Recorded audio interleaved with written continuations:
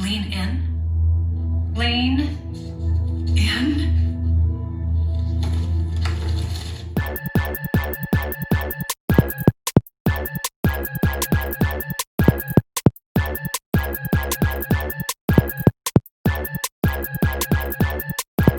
What's up, everybody? It's me again, and it's time to lean in, bitch. It is a new year, a new lean. Happy New Year to everybody. 2020 was a good year for some, a bad for others, but for the lean, it was great.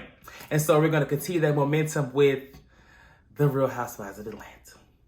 Now, as you can see, I have some clothes on, child. I said I wasn't gonna wear no clothes until the show got better.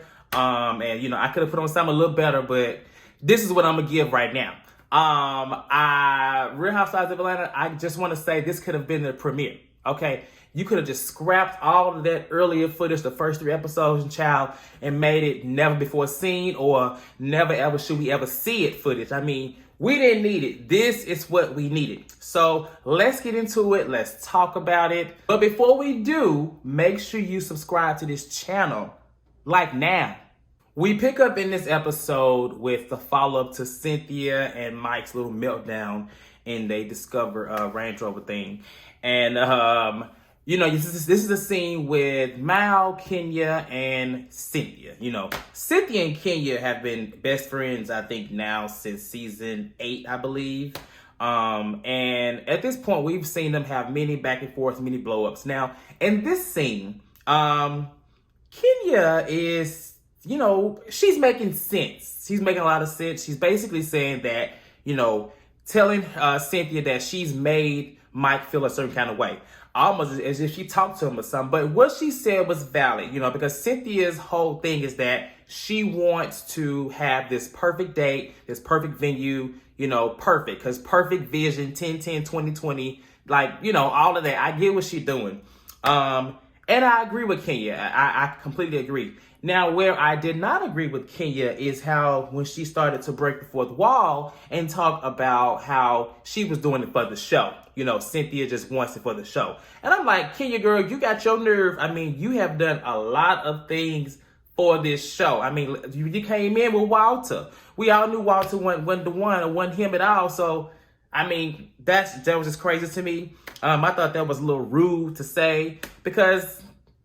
Cynthia just wants a nice wedding. Like Candy said in a later scene, you know, Cynthia got a little money. You know, she was broke the first time. That's exactly what Candy said. So Cynthia got a little more money now. She can do a little more. It's just unfortunate that she chose the perfect date in the wrong year.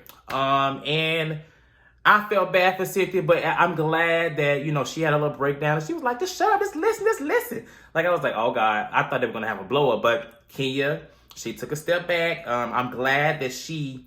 You know, I'm not always saying Cynthia's right, but sometimes, you know, she just want people to listen to her. She been with Nene under Nene's tail for all these years. Nobody listens. So Kenya, just listen, okay? And I'm glad that she did. So I say all that to say, I just feel bad for Cynthia. She wants this perfect wedding, and no one seems to understand her and her from her point of view. But I'm glad that she took Kenya's advice and wants to make sure that Mike knows that she still wants to marry him regardless. Because I think maybe it came up that way to him. Maybe it didn't, but I don't know. In the next scene, Candy and Kenya meet up. And their relationship is still, like, it's pretty good. It's always been pretty good. I feel like Kenya, not that she's scared of Candy, but she don't try with Candy like she did the others. So I always love to see that dynamic. And Kenya is meeting with Candy because she wants to plan an engagement party for Cynthia, because now she admits that she might have almost ruined her engagement last year. It's funny that she says that now because last year I feel like she really didn't admit to that, and they were all saying it. Nene was saying it. Everybody was saying it. She was just like, no. So kudos to Kenya for being accountable and holding herself accountable at what she almost did.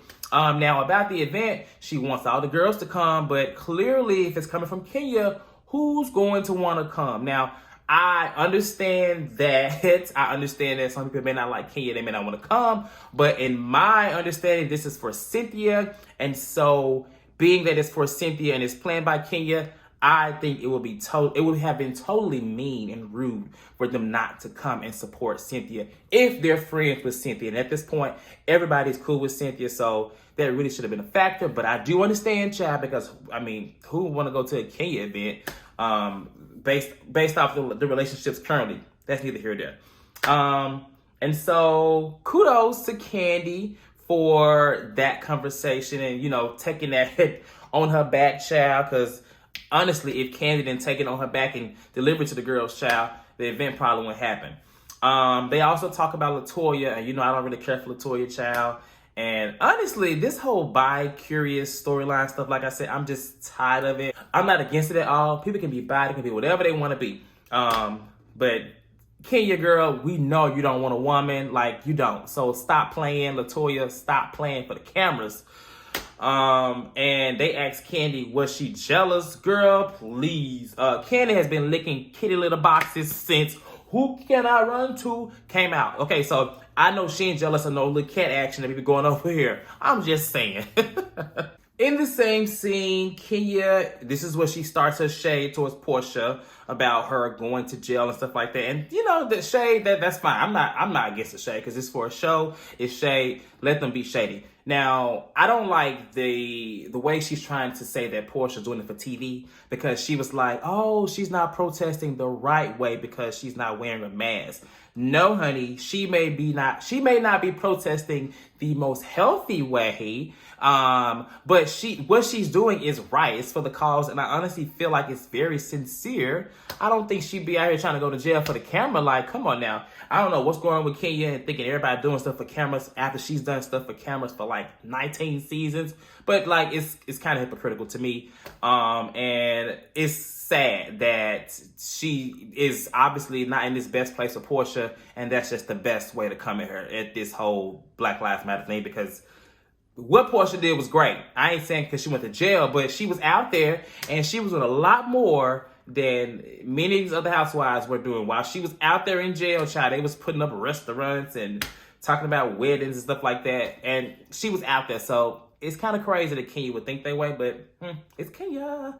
On this episode of Marriage Boot Camp featuring Drew and Ralph, child, they in the park. And I call it Marriage Boot Camp because every time we see them, it's like they're trying to boot camp this marriage. I mean, at this point, 6.5 years, like, Jesus, did they bring her on the show to just, what are they trying to show with Drew? Like, I want to see her with the girls. I don't want to see her with Ralph. Ralph is sitting out on this chair looking all buff and shit. I was just like, oh, Ralph.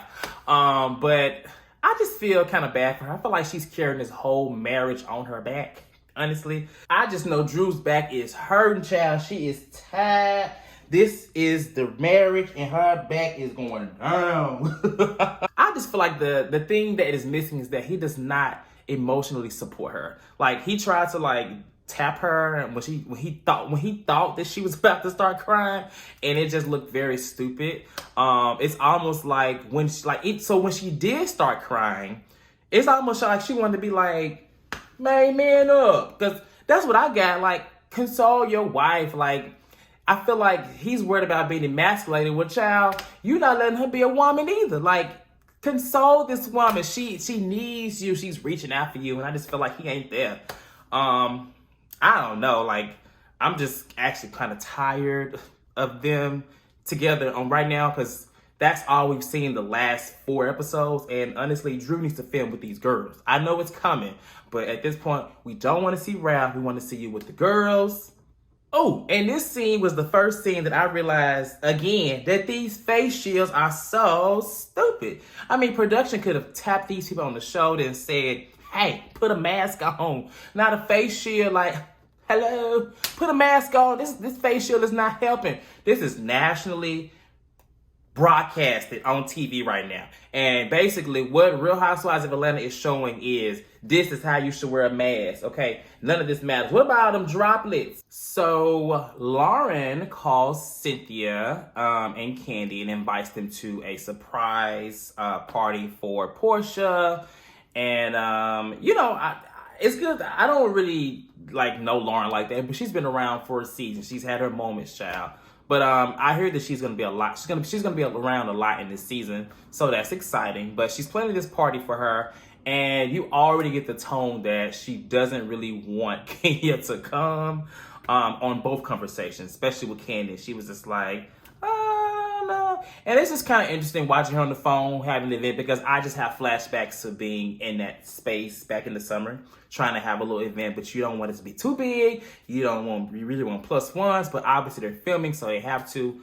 And I just want to say, Candy should be a damn shame for that phone. She need to take that phone with all them air bubbles in it up to Best Buy and get them air bubbles out that damn phone. I'm like, Candy, you got all this money. You got air bubbles in your phone.